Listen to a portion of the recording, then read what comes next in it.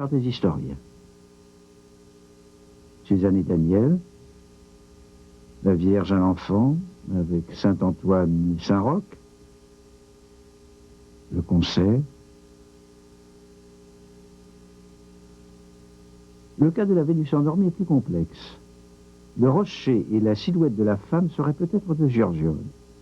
On sait par des témoins que Titien peignit avant 1525 un petit Cupidon, aujourd'hui recouvert, et un paysage. Titien réutilise ce même paysage dans Noli me tangere,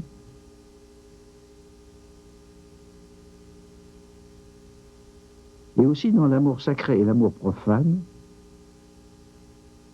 mais inversé et augmenté d'une tour. Cette Vénus endormie occupe le plus grand espace possible du tableau. Courbes et rondeurs sont en harmonie avec celles du paysage. C'est la première manifestation d'un genre pictural qui connaîtra une immense postérité. Titien qui s'attache à la Vénus endormie au point de la paraphraser,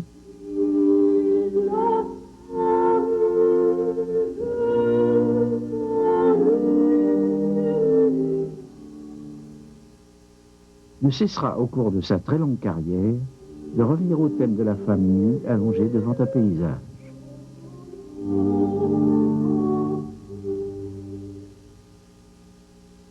Dès 1919, Louis Urtic a accumulé un certain nombre d'indices en faveur d'une attribution du concert champêtre à Titien.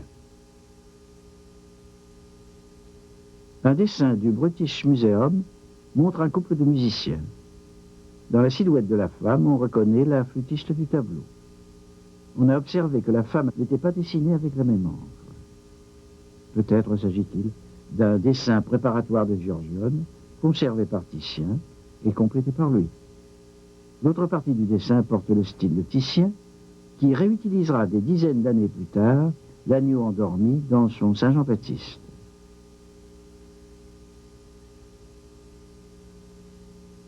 Le jeune homme blond aux cheveux longs se retrouve dans plusieurs œuvres de Titien, et en particulier dans ses fresques de Padoue, réalisées en 1511, juste après la mort de Giorgione.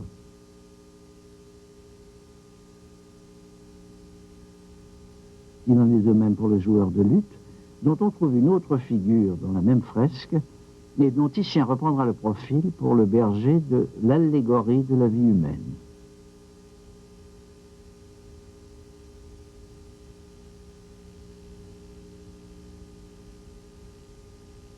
Comme pour un personnage de Suzanne et Daniel.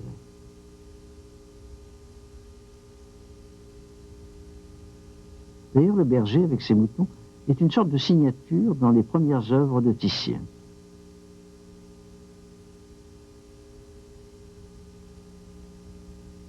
Noli me tangere,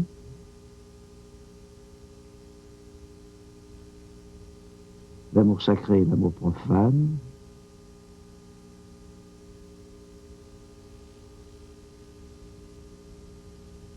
la Vierge au lapin, l'allégorie de la vie humaine.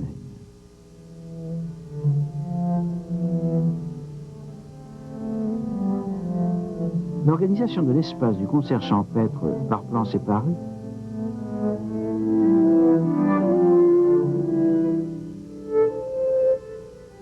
est très semblable à celle qu'on observe dans les autres œuvres du jeune Titien, comme l'allégorie de la vie humaine, ou encore Noli me tangere,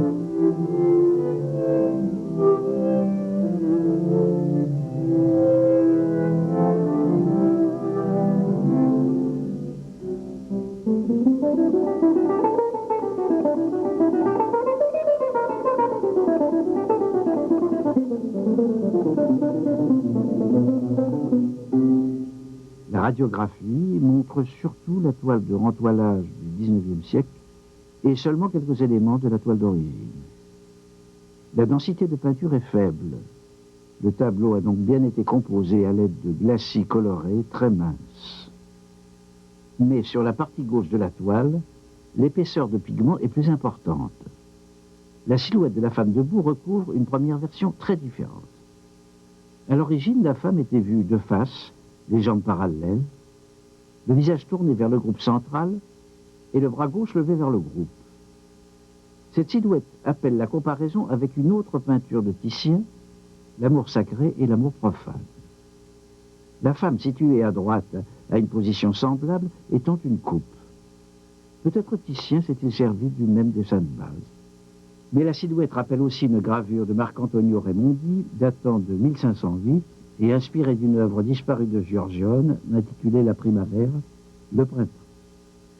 Il semble que le premier personnage du concert avait la même forme de tête, le même corps massif, mais des positions exactement inverses des bras. Peut-être même portait-elle de semblables récipients. Et en effet, la radiographie montre dans une position basse une structure ronde qui pourrait être l'embouchure d'un récipient. Il y aurait donc peut-être là un premier état de la femme debout. Elle tenait dans sa main droite la carafe dont elle versait l'eau sur le sol. Le cliché montre aussi une autre position de la main et de la carafe. Le peintre a donc ramené le bras gauche de la femme vers la gauche du spectateur. En même temps, il a changé l'orientation de la tête qui se tourne maintenant vers la fontaine. Le bras, qui auparavant tenait la carafe, n'a pas bougé, mais la main s'appuie sur la margelle. C'est l'autre main qui a repris la carafe. Cette première position, assez profonde dans le puits, n'a sans doute pas satisfait le peintre.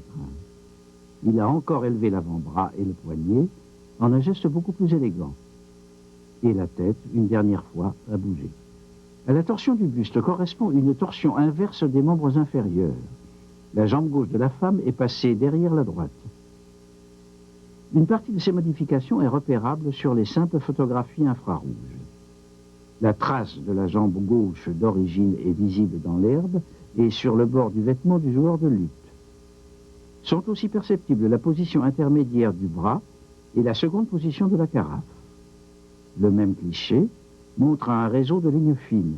Le personnage a été recopié d'après un dessin selon la méthode traditionnelle de mise au carreau.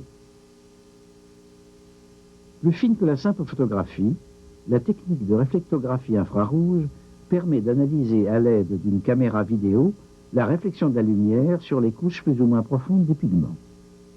Ainsi, on perçoit par endroits le premier dessin effectué au pinceau sur l'imprimatura. Ou encore, on peut observer un repentir dans la position du pied du berger. De même, le peintre a essayé plusieurs positions des doigts de la femme, qui peut-être tenait une coupe avant de tenir la carafe. La seconde position de son bras est elle aussi très visible. Mais la réflectographie ne permet pas de lire ce qu'il y a sous les repeints opaques et n'apporte donc pas d'autres informations sur la position exacte de la première famille.